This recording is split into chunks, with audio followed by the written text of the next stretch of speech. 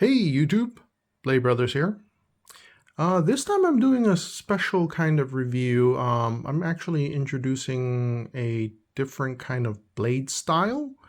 For some of you that have followed my channel or watched my prior videos, one of the videos I've done was a EDC carry that I always have when I'm like wearing a suit. It's this one from Shun.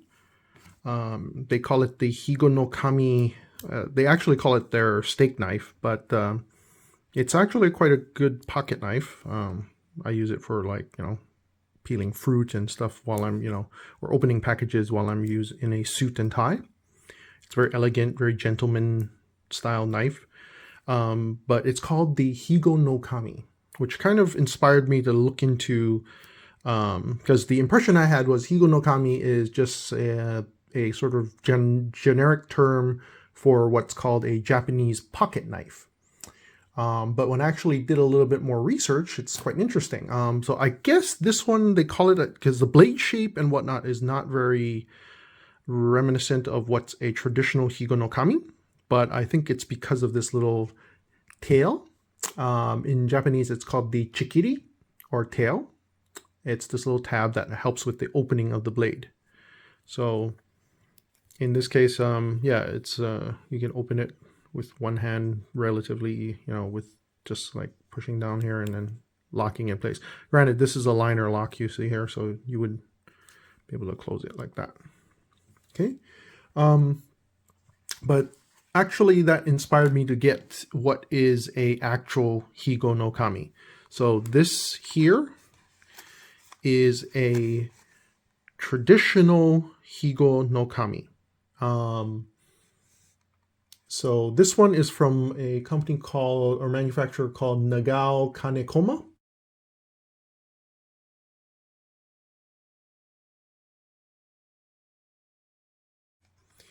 And these characters here in kanji are Higo no Kami. Higo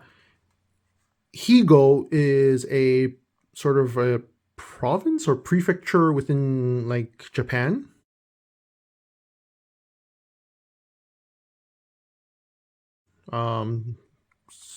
Older area. It's somewhere in like Kyushu, I believe. And no Kami, in this case, Kami is the sort of like a official title for like governor. And this is interesting because it says here, there's only a certain amount of like certified knife manufacturers that are part of like sort of a guild that make these knives. And you see this this is sort of like almost like a guild's branding or a sort of symbol to represent those like manufacturers. This one from Nagao Kanekoma is actually one of those manufacturers. So it's a very simple traditional pocket knife, and it's existed for a very long time. Turns out the Higo no Kami knife was like first introduced back in like 1896 as a part of the like Meiji reforms. So the samurai class was under decline, and a lot of the smiths that are no longer making like katanas and Japanese swords for the samurai class to kind of answer to the lower demand for swords, actually started making these pocket knives. So it's a very simple design. It's a friction folder, so there's no locking mechanism. This is a more traditional design, so it's just a brass casing here. It has holes here for like if you wanted to connect it to a lanyard or something like that. And it's the same characters here, Higo no Kami, and it has that little guild symbol here. But it, of course, the signature chikiri, so you can see it here. And then let me see if I can. Okay, so it is a friction folder. It's quite tight, so it takes a little, usually two hands to open it. I mean, with practice, you could probably trigger the chikiri with one hand and kind of swing it open. It's a kind of a sheep's foot, or I think nowadays people call this sort of like a reverse tanto kind of design in terms of blade shape. You can see here. So I'm zooming in here. There is some engraving here, and actually this says, based on the kanji, it's Ayogami steel.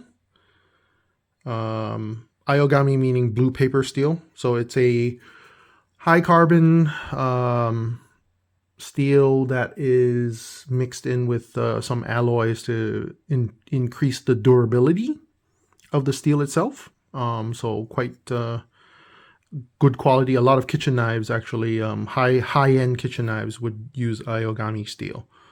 And it uses what's called the warikomi design, which is basically sort of sandwiched. So you can see there's a lamination line, kind of like on certain types of Japanese swords or whatnot, a pattern between the sort of sandwich steel and then the center steel, which comprises of the edge.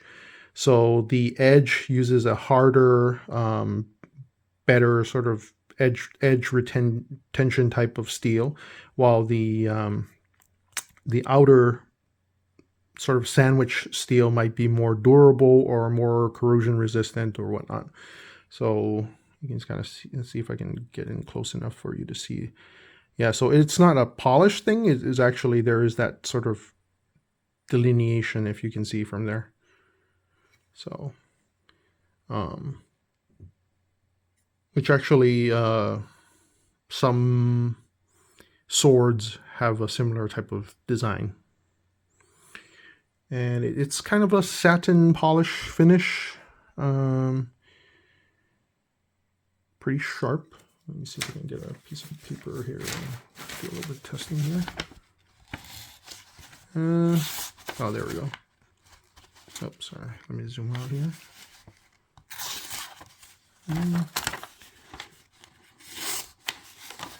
Not as sharp as some other knives I've received, but part of it might just be the blade thickness, because it is relatively thick, as you can see here.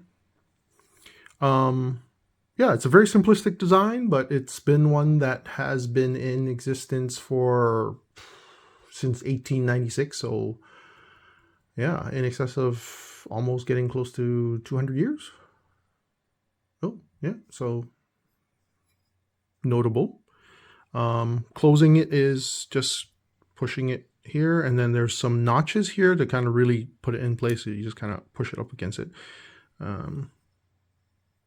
There is no belt clip, so you would normally probably get like something similar to this one having a leather sheath. You could probably get yourself a little leather sheath, or the whole purpose of a pocket knife, just keep it in your pocket. And you can see here the box has some guidelines in terms of how to use it, or some care instructions and things like that. So, but otherwise it's pretty simplistic. These are made in Japan, primarily out of, I think, Nagao Kanekoma is out of the Miki, out of Higo Prefecture in Japan.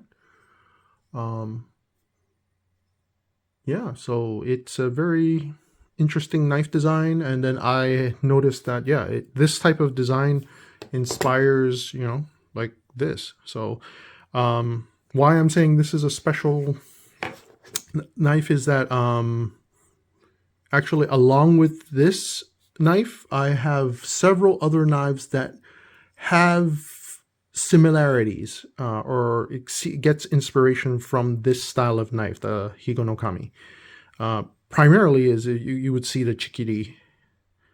So for example, one that I have offhand here, it's this one. This one is called the Gerber Ayako. And I'll do a more extensive review on this one as well. But you can see here, see the chikiri here, and it would be utilized in the same fashion. except this one has a frame lock.